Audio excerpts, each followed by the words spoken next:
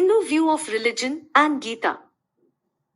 According to Hindus, the purpose of religion is God contact. It may be achieved through spiritual action, reflection, or love, but God must be realized. Study of scriptures is only introduction to religion.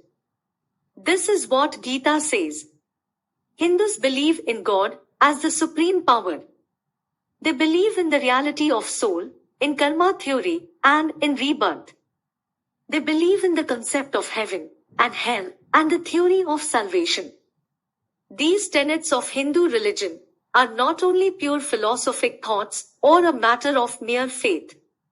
These revelations are based on the personal experience of many saints and spiritual masters who have hallowed this land in every age, century after century, and even today.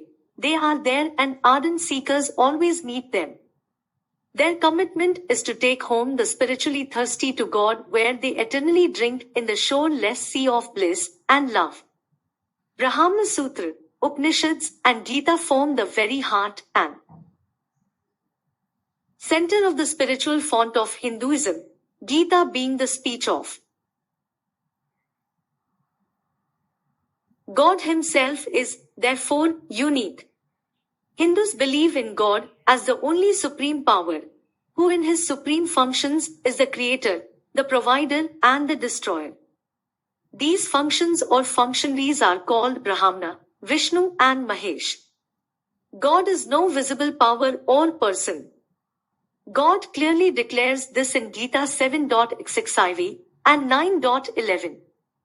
Men of poor understanding and fools think of me the unmanifest as having form and manifestation. We know that thought is not visible because or it is abstract, so God is a much vaster abstraction, million times more so and multi-million times more knowledgeable than the biggest of the restless scientists, seers, and gods. Therefore, He is indefinable. However, for convenience's sake, God is defined as Satchitananda, existence, knowledge, bliss.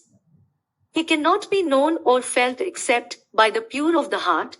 Heart, of course, does not mean the physical organ or the mind stuff. This means that to know God, the seeker has to become the spirit.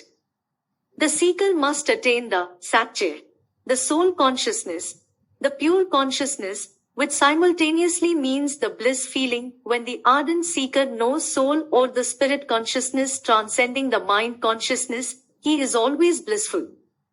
The way to reach this consciousness can be learned from a God-realized Guru. No doubt in Gita God declares, 18.66, leaving all religions, take refuge in me, I will free you from all sins. Now to take refuge in God, God has got to be known. God says that leave apart scriptural formalities and worldly lures. Plunge into me. But it is not a physical dive, it is a spiritual plunge, which calls for a minimum spiritual stature. Are these things possible? Yes, but not easily. The techniques to master the world are to be known, and for that a teacher is to be sought. 4.34. So it may be difficult, but is certainly possible.